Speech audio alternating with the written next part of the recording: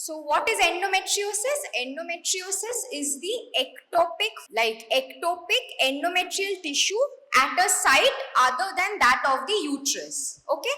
So the uterus has an endometrial lining, as you all know. That lining is composed of your endometrial glands and stroma. Okay. So now if you find these endometrial glands and stroma in any other site other than the uterus, it is known as endometriosis. Okay.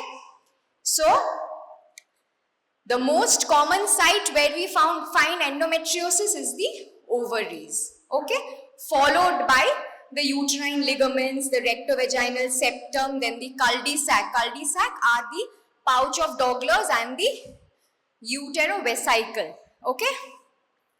Then the pelvic peritoneum, then large or small bowel, including the appendix, and also in the scar sites, okay, especially after a cesarean section. Okay. So now what will the patient come to you with? So a female patient coming to you with classical triad of endometriosis is dysmenorrhea, dyspareunia and pelvic pain. Okay. So if a patient comes to you with these three symptoms, then you might suspect that the patient is having an endometriosis. Okay. So what are the other complaints a patient might have? Patient might have dysuria, then dyschezia, hematuria and infertility. So now when the clinician investigates the patient or on examination, the clinician will find a tenderness or a nodularity in the cul-de-sac region, a fixed retroverted uterus, adnexal tenderness or adnexal mass. Okay. So as I told you, what are the classical triad of endometriosis? Dysmenorrhea, dyspareunia and a deep-seated pelvic pain. So this can come as an MCQ question. Okay. So now what is the pathophysiology? Now there are several theories which try to explain why this endometriosis is happening. Okay, like instead of the endometrial glands and stroma found in the endometrium, why are we finding these in other sites? Okay, so there are several theories, out of which the most common theory is the Sampson's theory of menstrual regurgitation. So what happens in this case? There is retrograde menstruation. Okay.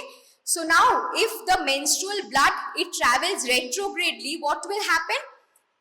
Through the fallopian tube, it will reach the pelvic peritoneal cavity. Okay. So now once it reaches the pelvic peritoneal cavity, it might get implanted and the cells over there will start growing. So you will find endometrial tissue over there. Okay. So this is the most common theory or most common pathophysiology of your endometriosis. Now coming to the second theory, this is a coelomic metaplasia theory. So your female genital tract develops from what, which part of the duct, which duct? Like during embryogenesis, there are two ducts, right? The Mullerian duct and the Wolffian duct. So your female genital tract, it develops from which duct? Mullerian duct. Okay. So what they say that during embryogenesis, when the Mullerian duct is forming the female genital tract, that time the coelomic membrane which is there, they will get transformed into the endometrial tissue. Okay. So this is another theory that explains endometriosis. Now the third one is the lymphatic and vascular metastatic theory. Here they say that the endometrial tissue gets transported to other site via the lymphatic and the blood vessels. Okay. And genetic factors are also involved. Like if a first degree relative is having endometriosis, then the patient might have 7 times higher chances of developing an endometriosis. Okay.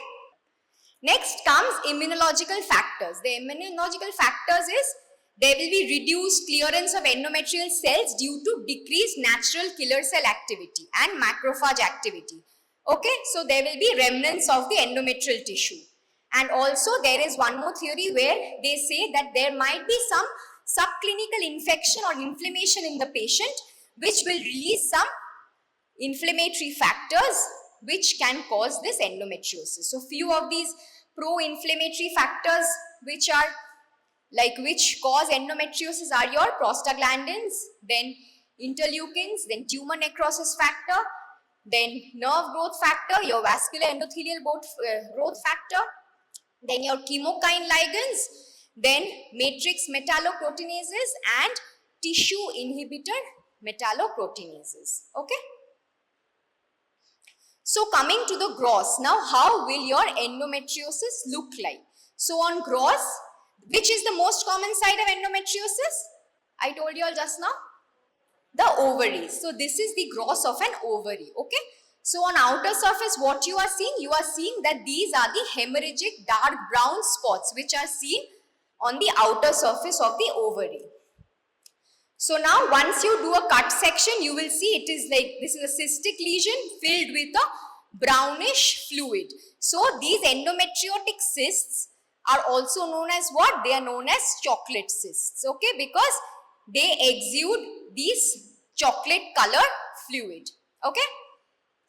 So now these dark, again on a cut section you are seeing these dark brown areas which are the areas of endometriosis in an ovary.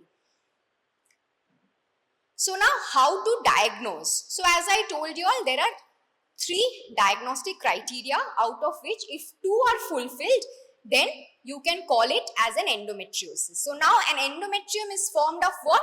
Endometrial glands and endometrial stroma. So now on a microscopic finding, if you find gland, stroma and chronic hemorrhage, then any of the 2 if you find, then you can call it as an endometriosis. Okay. So what are the findings of a chronic hemorrhage? You will see hemosiderin laden macrophages. Okay. So now see, this is a microscopic finding where you can see this is a cystic lesion where you are seeing these hemosiderin laden macrophages, the brown color pigmented macrophages. Okay. Another image, see, this is also a finding which is due to chronic hemorrhage. Okay. So these are the hemosiderin laden macrophages. Then this is a microscopy of an appendix. Okay. How do you identify this is an appendix? You can see these lymphoid aggregates and you are seeing the intestinal epithelium. Okay. So in this one, what you are seeing? You are seeing these endometrial type glands and stroma in the muscular layer of the appendix. So appendix shouldn't have these endometrial glands and stroma, right? So since you are seeing these ectopic endometrial glands and stroma, so this is a case of endometriosis in the ovaries. Okay.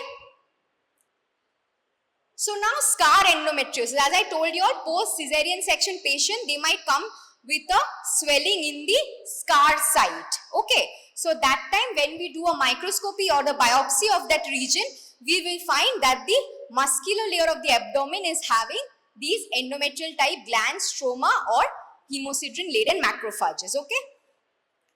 So this is a case of scar endometriosis where you are seeing these are the muscle fibers and in between you are seeing these endometrial type glands and stroma.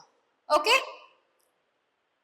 Another image showing the same muscular layer. This is the fat. You can see the adipose tissue and in between you are seeing these endometrial glands and stroma. So this is a case of scar endometriosis. Okay. So now coming to the next topic, which is adenomyosis. These two topics are very much related. Why? Because adenomyosis is the same thing, that is finding of an endometrial gland and stroma where in the myometrium of the uterus. Okay, it is like in the endometrium you find glands and stroma, right? So when you see these glands and stroma in the myometrium of the uterus, you will call it as an adenomyosis. Okay, so this adenomyosis and endometriosis are very much related. So as I told you all, it is a non-neoplastic lesion of myometrial tissue where you are seeing endometrial glands in the myometrium. Okay. So as you can see, this is the myometrium of the uterus. These are the muscle layer. Okay, muscle layer of the uterus. You are seeing the muscle fibers and in between you are seeing these well-formed glands with surrounding stroma in the myometrium. Okay. So this is a case of adenomyosis. So another image you are seeing, this is the endometrial lining which is packed with endometrial glands, and far in the myometrium you are seeing these glands which is not normal. Okay, so this is a case of adenomyosis of the uterus. And when these endometrial glands are found outside the uterus, it is called endometriosis. Okay. So how will you differentiate adenomyosis and endometriosis? As I told you all, these endometrial glands, they grow in the muscle layer of the uterus. So they are called adenomyosis. And when these endometrial tissue you find outside the uterus, most commonly the ovaries, then we call it as endometriosis. Okay. So any doubts regarding this? Okay. Okay, so next topic we come is endometrial hyperplasia. Now what is hyperplasia? General path? Increase in number of cells. Good. So now coming to endometrial hyperplasia, what is it? It is increased proliferation of glands related to the stroma. So now what happens? The normal gland to stromal ratio in a normal uterus is 1:1. Okay. So here what will happen? There will be an increased gland to stromal ratio. What will happen? Patient will come with abnormal uterine bleeding. Okay. And these lesions are a precursor of endometrial cancer. So we have to follow up these patients. Okay. So now what is the pathophysiology? It is associated with prolonged estrogenic stimulation of the endometrium. And this can be anovulation, increased estrogen production from endogenous sources, or exogenous estrogen. So these patients are more prone to developing endometrial hyperplasia. First is obese patients, then postmenopausal patients, then patients who are having a functioning granulosa cell tumor, then ovarian cortical stromal hyperplasia, and patients on estrogen replacement therapy. So what does this estrogen do? Estrogen helps in proliferation of the cells, okay, both in endometrium and the breast, okay. So that's why patients who are having increased estrogen, they might develop these endometrial hyperplasia, okay. So now, what is the gene involved? So PTEN is a gene which encodes lipid phosphatase, and this lipid phosphatase is a negative regulator of the PI3K-AKT pathway. Okay. So now when this PTEN gene is inactivated, there will be an overexpression of this PI3K-AKT pathway. So because of which there will be stimulation of estrogen dependent gene expression, and there will be overgrowth of the cells which are present in the endometrium and breast. So these patients, they are more prone in developing breast and endometrial carcinomas. Okay. So there is one syndrome called the Cowden syndrome. This is also an MCQ question. Cowden syndrome is a syndrome in which the patients will have a germline mutation of this PTEN gene.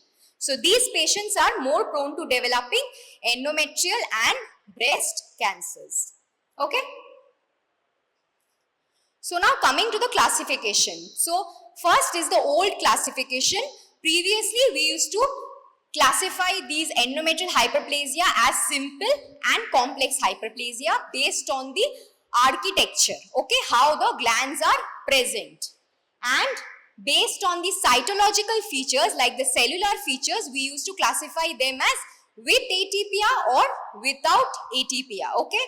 So now atypia here means the cells will have loss of polarity, they will have a vesicular nuclei, prominent nucleoli, and a rounded cell. Okay.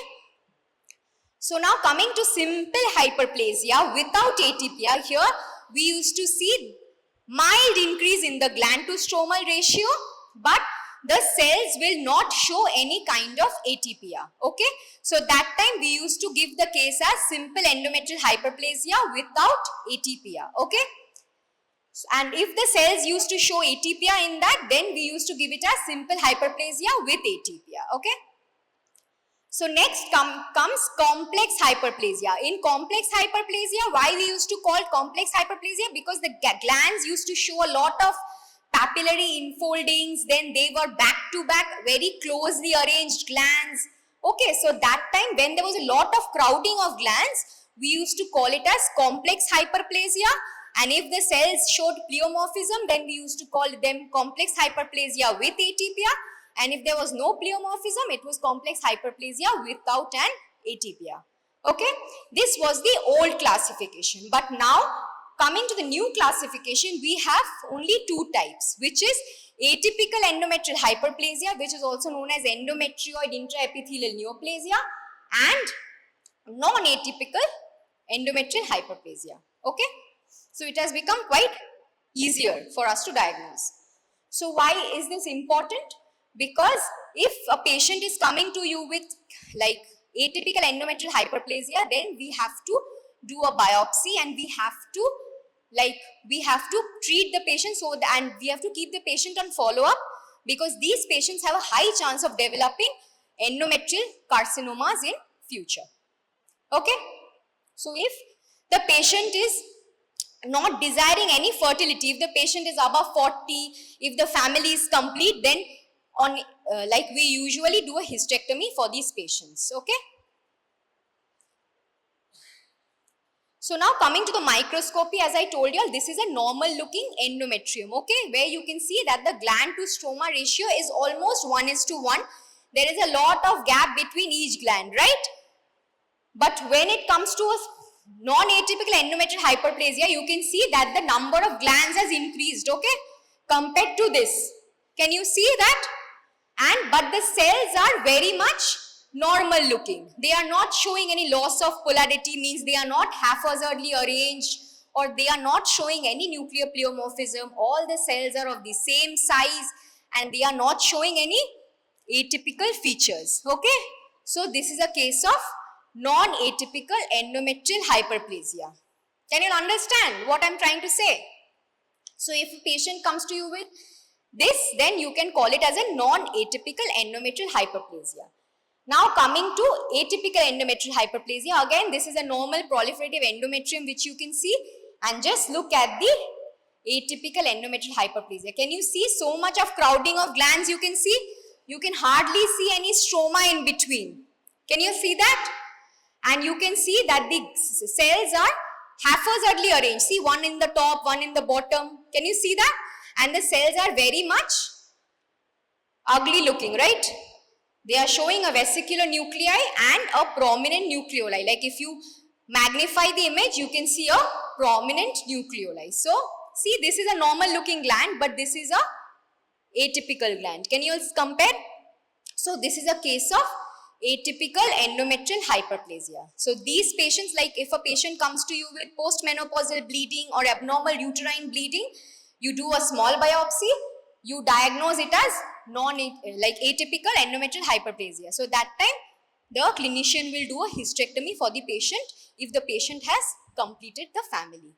Okay, that is the best thing to do. Okay, or else these patients, many a times they give progesterone therapy to the patients, because estrogen is proliferative, right, and progesterone it suppresses. Okay, so many a times if the family is not complete, they will give progesterone therapy to the patient. Okay, and follow-up is required. Follow-up is very necessary for these patients.